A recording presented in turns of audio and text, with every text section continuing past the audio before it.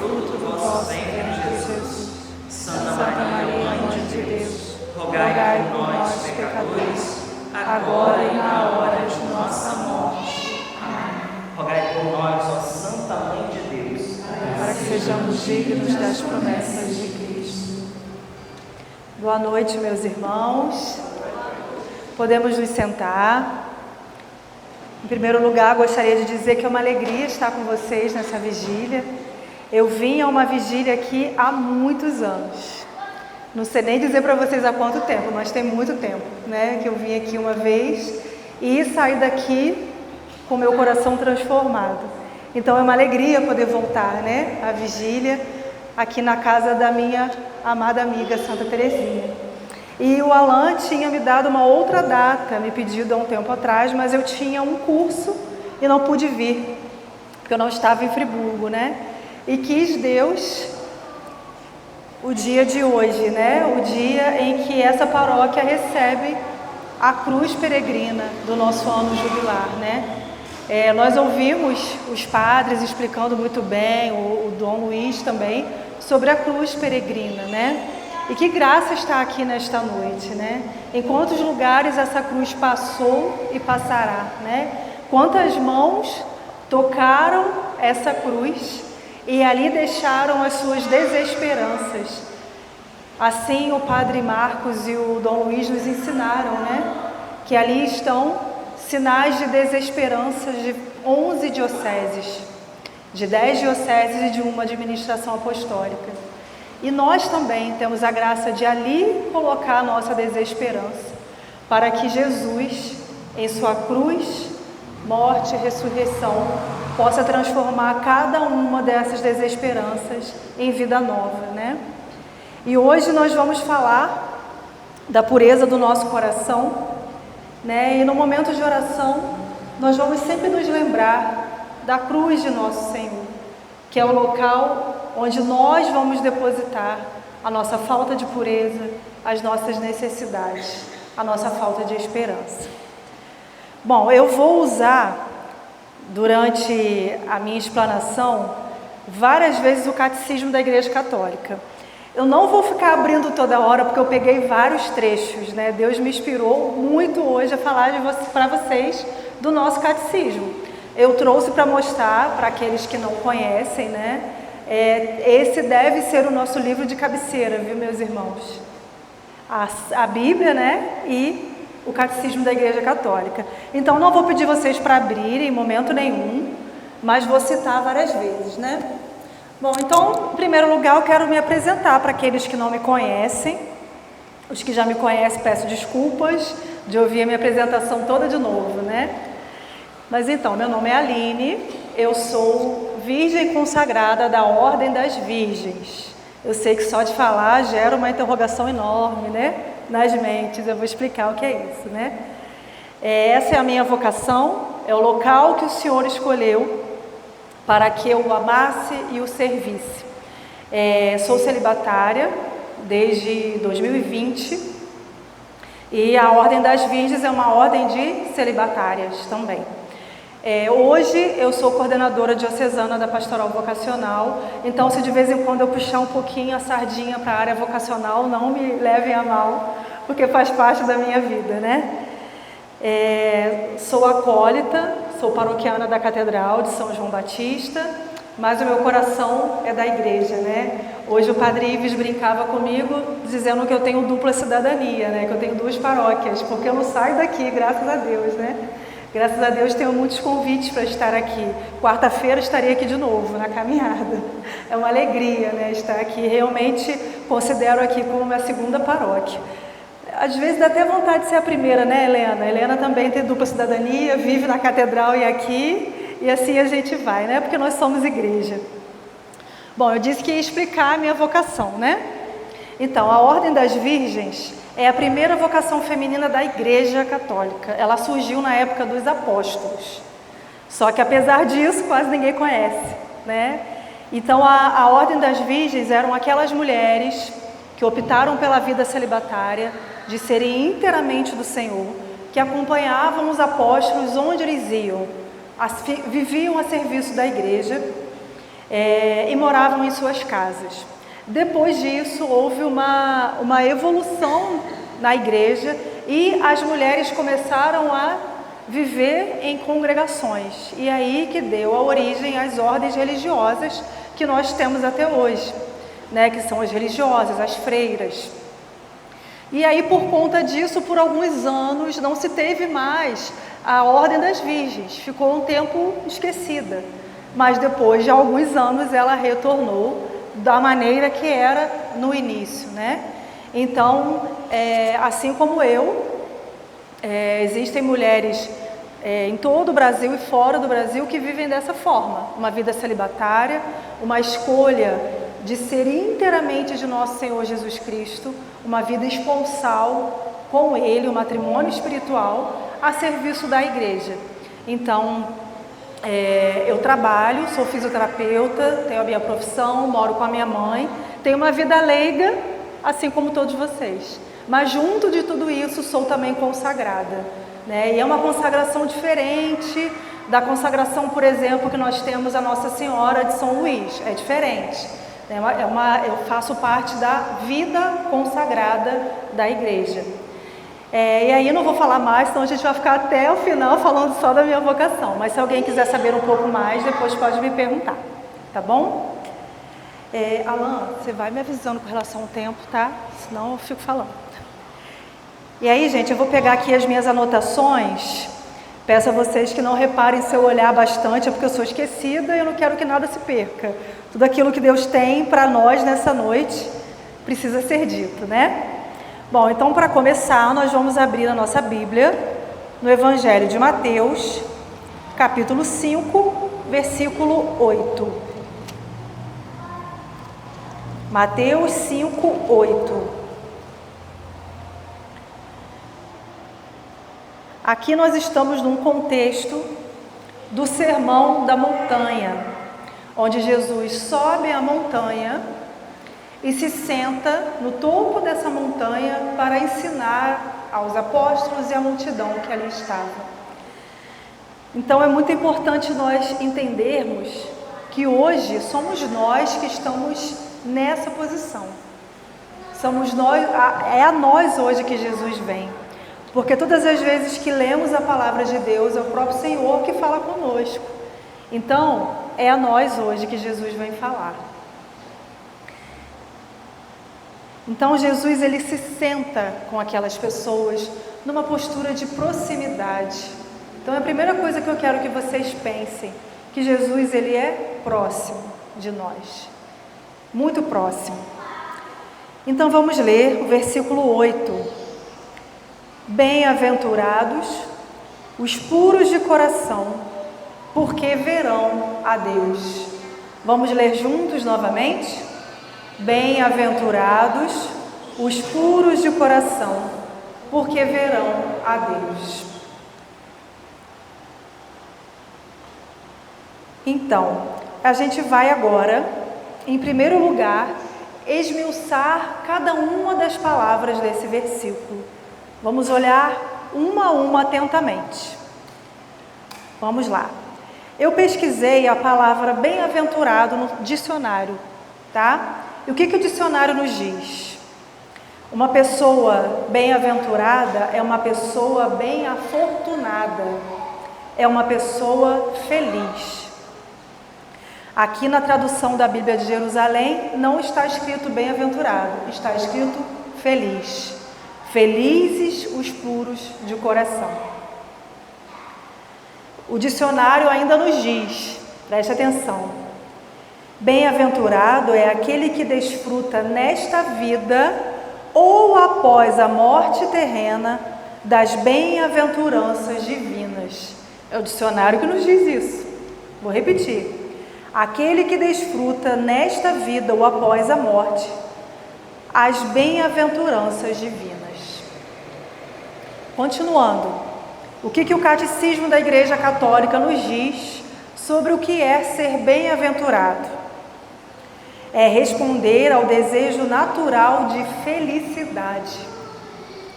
E este desejo é de origem divina. Deus o põe no coração do homem para o atrair a si, pois ele é o único que pode satisfazer o homem. Todos nós, sem dúvida, queremos viver felizes, e não há entre os homens quem não dê o seu assentimento a esta afirmação. Você concorda que todo homem quer ser feliz? Você quer ser feliz? É isso. Isso significa a palavra bem-aventurado. Então Jesus ele nos diz: é feliz quem tem o coração puro. E o que o catecismo nos diz? Deus coloca em nós o desejo de felicidade para nos atrair a Ele. Era como se Jesus falasse em outras palavras: se você quer ser feliz, venha até mim, porque eu sou o único que pode te fazer feliz. Então, vamos repetir para fixar. Qual é a palavra que Deus nos diz hoje? Bem-aventurados. Vamos, gente, quem? Por quê? Bem-aventurados os puros de coração, porque verão a Deus. Bom, e aí nós vamos agora partir para a palavra puro. Todo mundo sabe o que é uma coisa pura, mas mesmo assim eu trouxe os significados para fixar no nosso coração e na nossa mente. O termo puro vem do grego e significa aquilo que não tem mistura, aquilo que é íntegro e não tem acréscimo. E aí me fez lembrar, quando eu lia isso no dicionário, dos metais puros, por exemplo, a prata e o ouro, né? Quando que a prata ela é considerada 100% pura? Quando ela não é misturada com nenhum outro metal. Se ela tem alguma contaminação de algum outro metal, ela não é pura, não é considerada pura. Mas se ela se misturar com o ouro, um metal de maior valor, o valor da prata aumenta. A prata fica mais pura ainda. Então nós podemos comparar conosco, como se nós fôssemos a prata. Nós precisamos estar íntegros, sem mistura, sem nada que nos contamine, para que a gente seja puro. E nós precisamos nos unir a quem? Ao ouro, metal de grande valor, para sermos ainda mais puros. Quem é o ouro da nossa vida? A riqueza da nossa vida? Nosso Senhor Jesus Cristo. Então, a natureza nos ensina, né? Como devemos proceder. E nós temos que ter atenção porque o nosso coração pode ser infectado de coisas impuras. Não pode, gente? O tempo todo. Uma palavra que a gente ouve de alguém, digo a vocês, aqui dentro da igreja também. Uma palavra, algo que a gente vê na internet, na televisão, algo que a gente se permite, que a gente abre a mente e o coração e nos torna impuros. Vamos daqui a pouco falar sobre isso, sobre as lutas que temos que travar. Mas temos que lembrar que nós precisamos sempre estar em contato com o mais puro, que é o ouro, que é nosso Senhor Jesus Cristo. Bom, então já entendemos o que significa bem-aventurados, já fizemos uma passagem sobre a palavra puro, o que ela significa. E aí agora nós vamos partir para o termo puros de coração. E aí a gente vai partir para o coração agora, né? Na Bíblia, o que é o coração para a Bíblia? É o centro de toda a vida íntima do homem. Ali estão os pensamentos, memórias, sentimentos e decisões. É o espaço interior onde uma pessoa é ela mesma. E nós podemos constatar isso, não precisa abrir, vou falar para vocês. No livro de Provérbios, capítulo 4, Deus nos fala: vela com todo cuidado sobre o teu coração, porque dele jorram as fontes da vida, do nosso coração. Deus está falando, do nosso. O nosso coração é fonte de vida. E eu não digo isso só metaforicamente, não. Eu sou professora de anatomia, hoje em dia afastada, mas fui por muitos anos. E o que é a vida para nós? Anatomicamente falando, fisiologicamente falando. É a fonte da vida. Para o coração de bater por 3 minutos. Acabou. Acabou. É a fonte da vida. O nosso coração controla tudo. Tudo no nosso ser.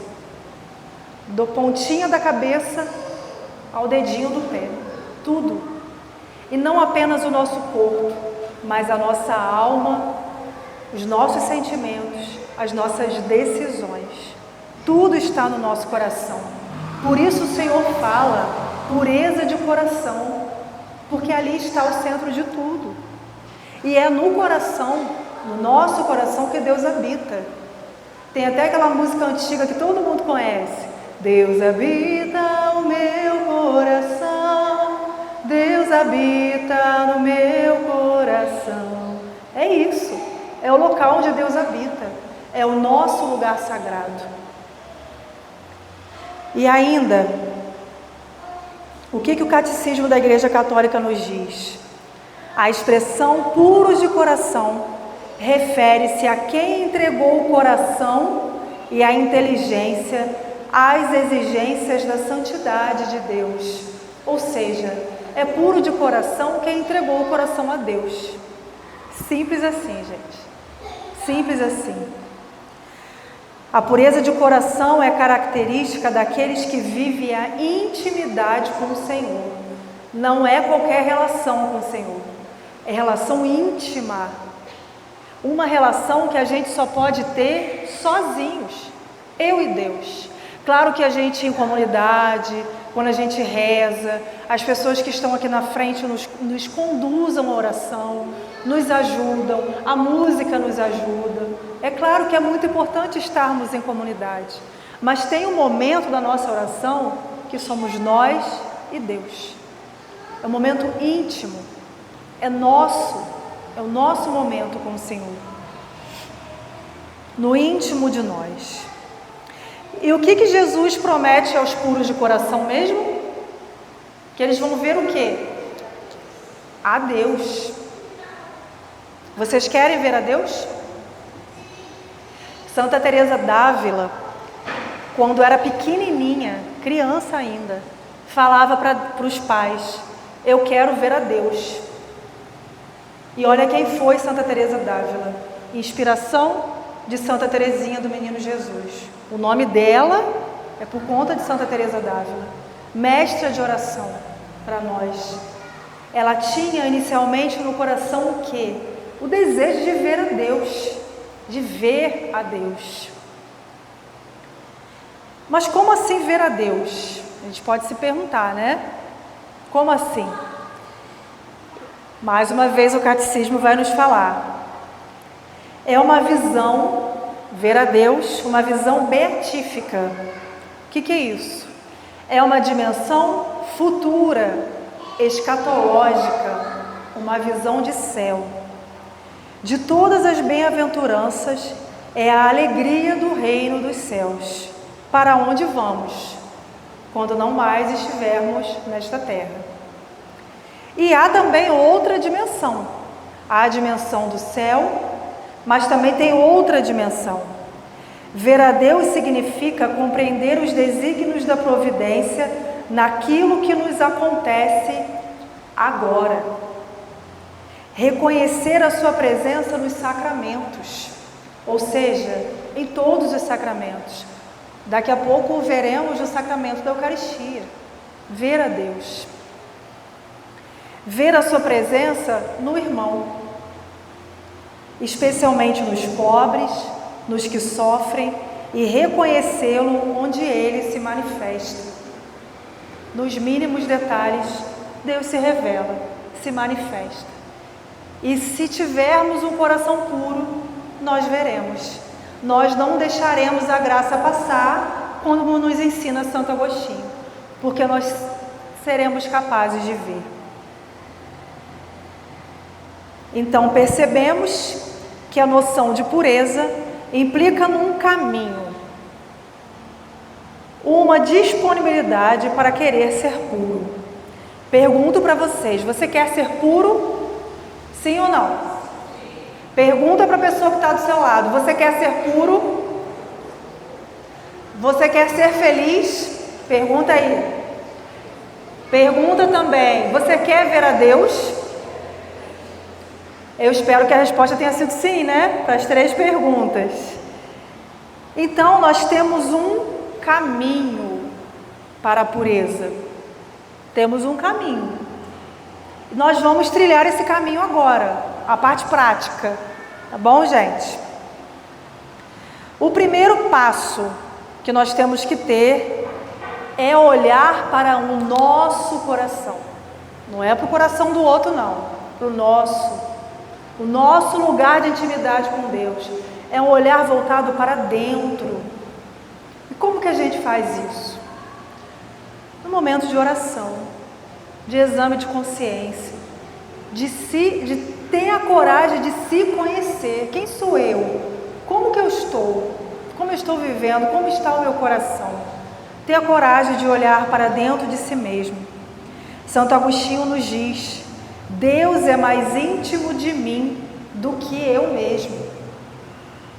Quando a gente olha para o interior do nosso coração, nós encontramos a Deus que habita em nós.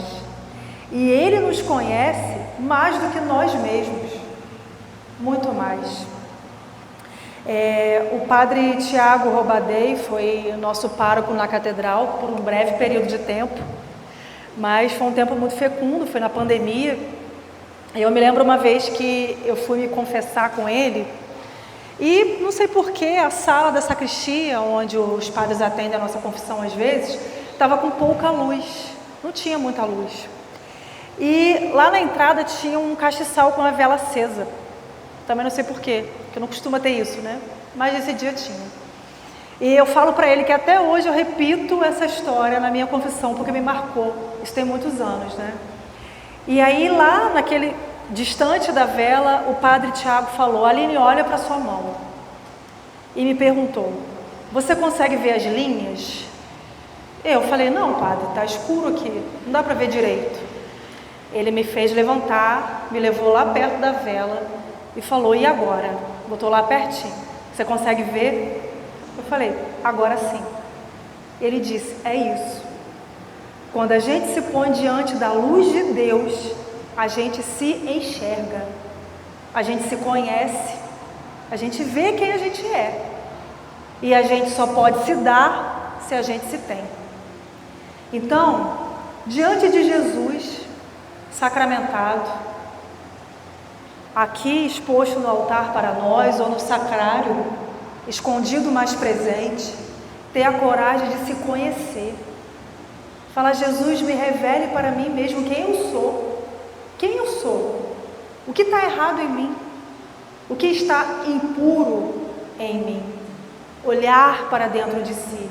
Se a gente não conhece o nosso coração, a gente não consegue entregar para Deus as nossas impurezas, para que Ele as transforme. A gente precisa, em primeiro lugar, se conhecer.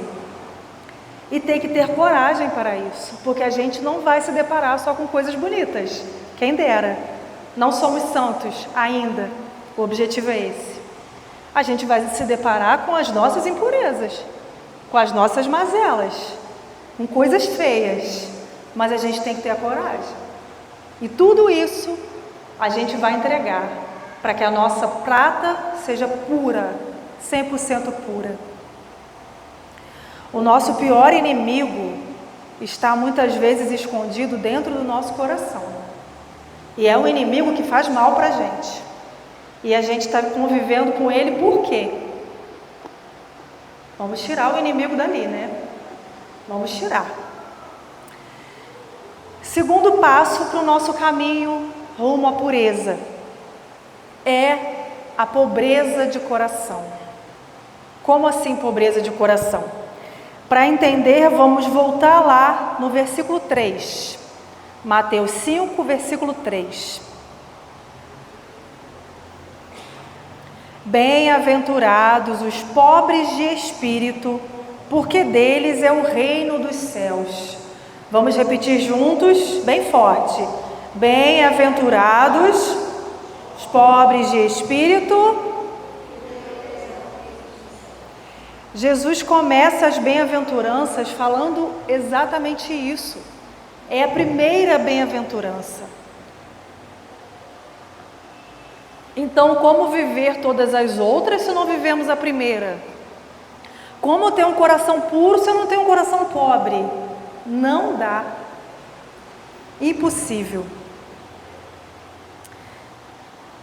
E para termos um coração pobre, precisamos nos esvaziar de nós mesmos.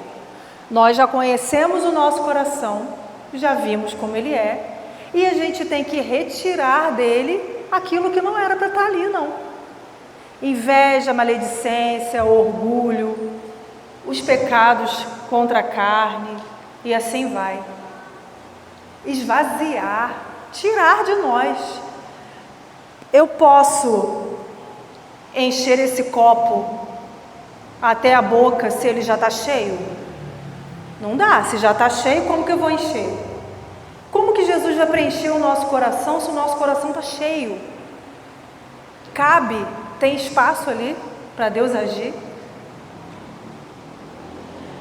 Você me oferece um presente, eu estou com a mão fechada, não abro para receber. Eu vou receber? Não vou. Impossível. Abertura de coração, pobreza de coração. Deus, ele age no coração pobre, no coração humilde, no coração esvaziado. Muitas vezes o nosso coração está cheio das nossas próprias certezas. A gente acha que a gente sabe tudo. Eu já sei tudo. Não sabemos nada. Nada. Precisamos deixar espaço para Deus ser Deus. Dar espaço para Ele. Ao referir-se aos puros de coração, Jesus referia-se, portanto, a uma pureza interior que só os pobres de espírito têm o privilégio de possuir, nos diz o Papa Francisco. Só os pobres de espíritos podem ser puros de coração. É uma condição. É um esvaziamento. Então, não sei se já aconteceu com vocês, comigo já. A gente está, às vezes, com o coração atribulado, com a mente uma doideira. A gente chega na frente do Santíssimo e só fala. Às vezes com o pensamento. A gente fica jogando tudo ali. Podemos fazer isso? É claro. O nosso melhor amigo está ali, o nosso Senhor. Mas e o momento que a gente para ouvir a Deus? Para deixar Deus agir em nós? A gente quer muitas vezes tomar a rédea da nossa vida, segurar o volante desse barco. É Deus quem comanda a nossa vida. Então a gente tem que se render. Se render. Fala, Jesus, agora é com você. Eu não posso mais. Isso é pobreza de coração. É deixar Deus ser Deus. Certo, gente? Até aqui? Vamos para o nosso terceiro passo, que é a abertura do nosso coração para a graça de Deus. Então, nós já olhamos para nós mesmos, já nos conhecemos, já reconhecemos nossas impurezas, nós já esvaziamos o nosso coração, já entendemos que o nosso coração precisa ser inteiro do Senhor, esvaziado para que o Senhor habite. E agora nós vamos entregar esse coração a Ele, porque nós precisamos de um novo coração, todos nós. E isso várias vezes na nossa vida, nós vamos nos deparar com um momento que a gente precisa de um transplante de um coração, que a gente precisa de um coração novo. E aí, o que a gente diz? Jesus manso e humilde de coração? É isso. O que nós estamos fazendo? Pedindo que Jesus, com o seu coração sagrado, venha e transforme o nosso. Agora é o momento da oração. Chegou o momento da oração. Já nos conhecemos, já nos abandonamos, esvaziamos o nosso coração. Agora nós vamos pedir àquele que pode nos preencher inteiramente. Aquele que pode nos dar um coração como o dele. Um novo coração. O catecismo nos diz que a pureza não é fácil, mas ela é possível com a decisão diária e contando com a graça de Deus. Queremos ser felizes, queremos ser puros de coração, queremos ver a Deus. Precisamos da graça de Deus para isso. Precisamos da nossa vida de oração, senão não é possível. Em Provérbios capítulo 22 a gente lê: aquele que ama a pureza de coração, pelo encanto das suas palavras, se tornará amigo do rei. Eu vou repetir. Aquele que ama a pureza de coração, pelo encanto das suas palavras, se tornará amigo do rei. Quem é o rei, meus irmãos? É o nosso Senhor. Santa Teresa d'Ávila, citando ela mais uma vez, dizia que oração nada mais é que um trato de amizade com Deus. Antes de falar com um amigo, aquilo que nós passamos, falar com Deus. Ele é o nosso maior amigo. Trato de amizade, uma relação íntima. Pense aí a pessoa que você considera o seu melhor amigo ou amiga. Pense nessa pessoa agora. É bom ter um amigo assim, não é? Jesus é muito maior, muito melhor do que qualquer amigo humano. Então, aquele que ama a pureza de coração precisa se tornar amigo do rei, precisa ter vida de oração. Para ser feliz, para sermos puros, precisamos da nossa vida de oração, na nossa intimidade. Vamos para mais um passo na nossa luta pela pureza, já fomos 3.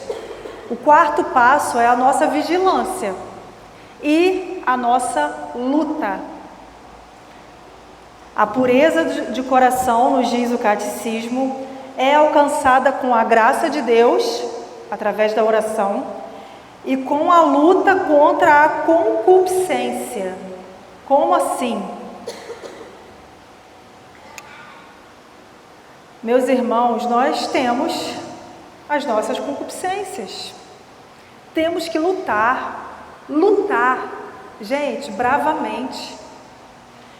Eu disse para vocês que eu sou celibatária. Eu escolhi o Senhor como meu esposo.